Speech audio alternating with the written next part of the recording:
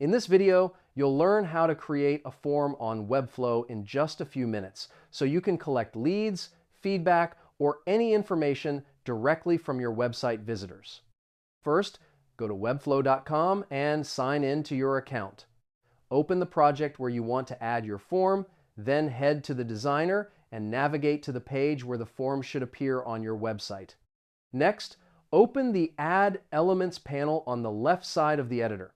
Scroll to the Forms category and drag the form block element onto your canvas.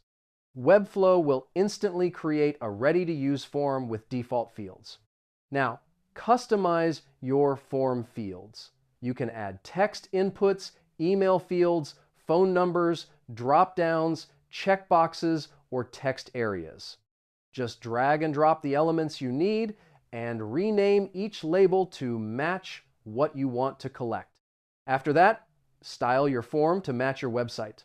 Use the right side panel to change colors, fonts, borders, spacing, and button design.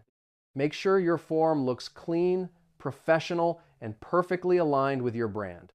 Once your form is ready, set up the submission settings. Go to the form settings and choose what happens after submission, show a success message, redirect to another page, or connect to tools like Zapier, MailChimp, or HubSpot.